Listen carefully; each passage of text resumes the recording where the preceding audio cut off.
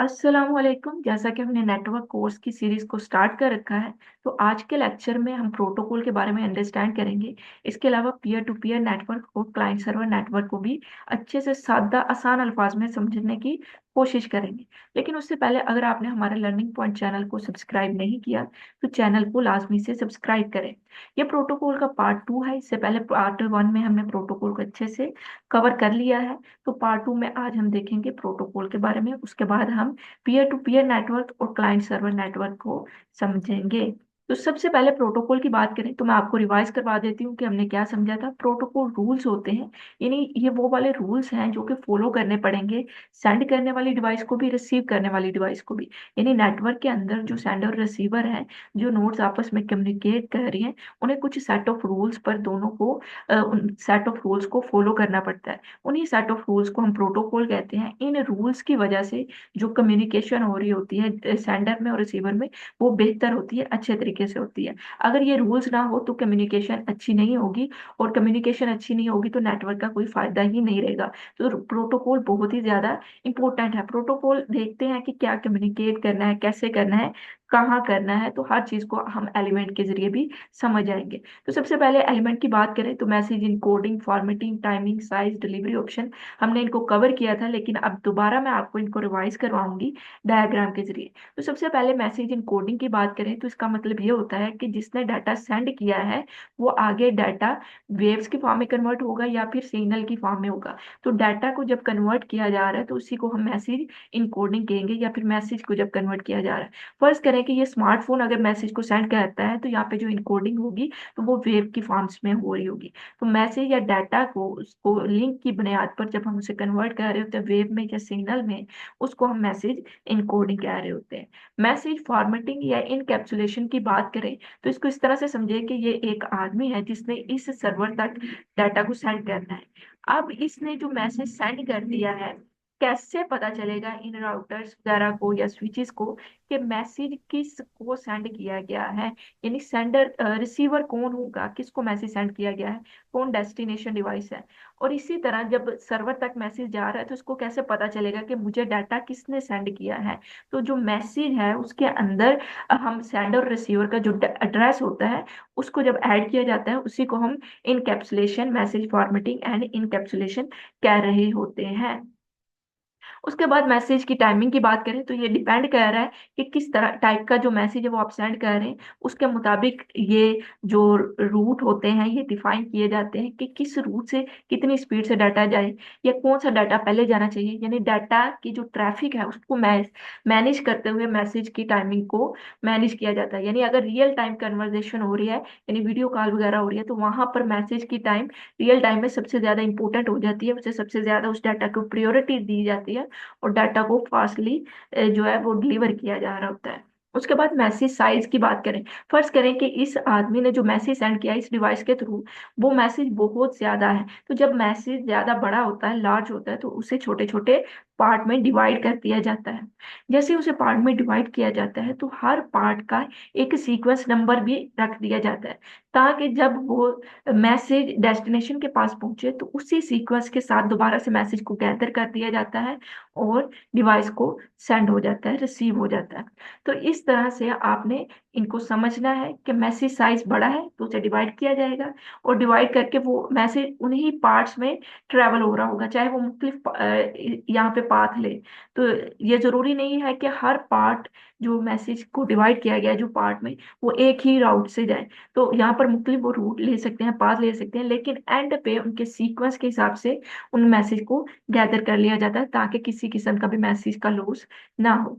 उसके बाद delivery option की बात करें तो यहाँ पर हमने देखा था कि डिलीवरी ऑप्शन 3 तरह के होते हैं। यूनिकास्ट होता है, मल्टीकास्ट होता है, या ब्रॉडकास्ट होता है। तो फर्ज करें ये फोन से जो मैसेज सेंड हो रहा है, यहाँ पर इस नेटवर्क के अंदर आकर वो एक ही डिवाइस को मैसेज सेंड हुआ है, तो इसका मतलब यहाँ से यहाँ तक जो डाटा आया है वो यूनिकास्ट डिलीवरी ऑप्शन है। इसके अलावा अगर ये मैसेज एक से ज्यादा डिवाइसेस को सेंड किया गया है, यानी एक से ज्यादा इसके रिसीवर हैं, तो यहाँ पर जो मैसेज सेंड हुआ है तो डिलीवरी ऑप्शन यूनिकास्ट का इस्तेमाल हो रहा है। तो अगर उसने इस नेटवर्क के अंदर जितनी भी डिवाइसेज है सबकी सबको डाटा सेंड कर दिया, तो इसका मतलब वहां पर ब्रॉडकास्ट हो रहा है मैसेज। तो इस तरह से हमने डिलीवरी ऑप्शंस वगैरह को भी समझ लिया। अब पीयर टू पीयर नेटवर्क की बात करें तो इसका मतलब ये होता है कि एक नेटवर्क के अंदर जितने भी डिवाइसेज आपस में कनेक्टेड हैं, जितने भी नोड आपस में कनेक्टेड है, हमें पता है नेटवर्क के अंदर जो भी डिवाइस कनेक्टेड होती है उसे हम नोड कह रहे होते हैं। तो जितनी भी नोड्स कनेक्टेड हैं वो सारी की सारी सेम लेवल पर हैं, तो हम कहेंगे कि ऐसा network peer to peer network है। यानी उनके ऊपर कोई सेंट्रलाइज एडमिनिस्ट्रेशन नहीं है, ना ही उनके ऊपर किसी और की पावर है जो डाटा को वहां पर मैनेज वगैरह कर रहा है, कुछ नहीं। सब सेम लेवल पर हैं, एक जैसे हैं, इक्वल हैं। उसको हम क्या कहेंगे? पीयर टू पीयर नेटवर्क कहेंगे।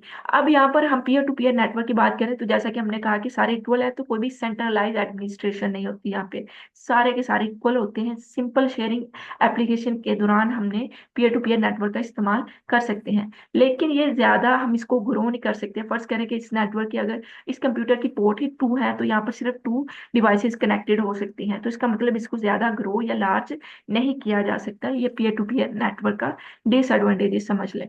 उसके बाद अगर हम क्लाइंट सर्वर नेटवर्क की बात करें तो क्लाइंट सर्वर नेटवर्क के अंदर एक सेंट्रलाइज एडमिनिस्ट्रेशन होता है।